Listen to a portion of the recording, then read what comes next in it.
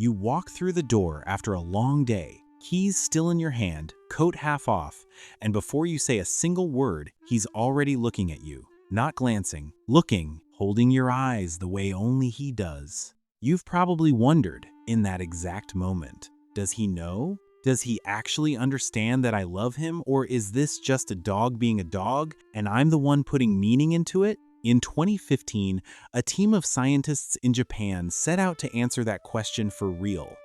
Not with guesses, not with assumptions, with biology. And what they found, published in the journal Time Science, is something that exists between you and your dog and almost nowhere else in the animal kingdom.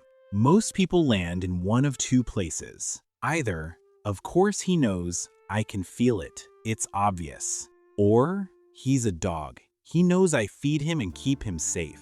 And that's not love, that's just smart self-interest. For a long time, even scientists leaned toward that second idea. Love seemed too complicated, too human, to prove in an animal that can't speak a word of it. Then researchers found a way to test it without asking anyone anything. They looked directly into the eyes of dogs and their owners, and measured what happened inside both of them. Because the experiment that finally answered this question started with something almost embarrassingly simple. Just two beings in a room looking at each other. Dr. Miho Nagasawa and her team at Azabu University designed exactly that. 30 dogs, their owners, a room, 30 minutes. No commands, no tricks, just the kind of ordinary interaction that happens in your living room every day. Before and after, researchers measured something invisible: oxytocin, sometimes called the love hormone, the same chemical that floods a mother's body when she looks into her newborn's eyes. What they found was remarkable. The dogs who held eye contact with their owners longer showed a real, measurable rise in oxytocin. And that rise didn't stop with the dog, it triggered the same increase in the owner's body too, a loop passing back and forth. Dogs and owners who only traded short glances showed almost no change at all. It wasn't closeness that mattered, it was the gaze itself. But here's what turned this from a fascinating finding into actual proof. The same researchers ran one more test, this time with wolves. The wolves had everything the dogs had. Raised by humans, living closely with them, comfortable, familiar, no different in upbringing.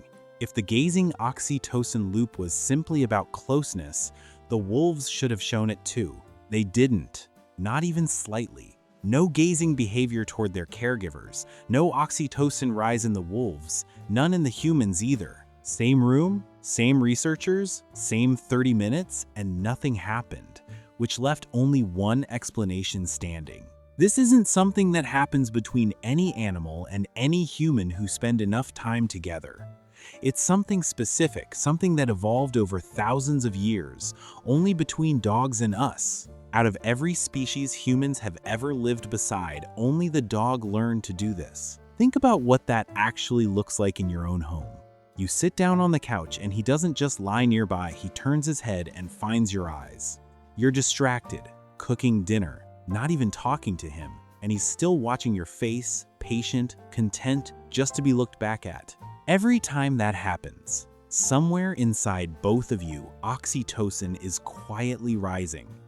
Not because he was trained to do it, not because there's a treat involved, because somewhere in his biology, looking into your eyes has become one of the deepest forms of connection available to him, and your body answers right back. That warm, settled feeling after a long look into his eyes was never just a nice feeling.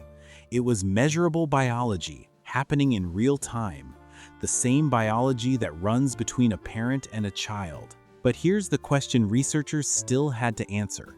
Why would evolution build this at all? Why would a predator from an entirely different species end up sharing the most intimate bonding system in mammal biology? In every mammal, oxytocin's original job was to bond a mother to her infant to make sure that small, helpless creature was cared for enough to survive. Over thousands of years of living alongside humans, dogs evolved to tap directly into that same ancient system.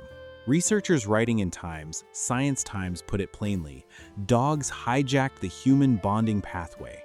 not as a metaphor biologically. The same mechanism that makes a parent fall hopelessly in love with their child is the one your dog learned to activate in you and in himself, just by holding your gaze. Here's the reframe worth sitting with. For years, people have debated whether what dogs feel deserves to be called love, or whether that word is too big to hand to an animal.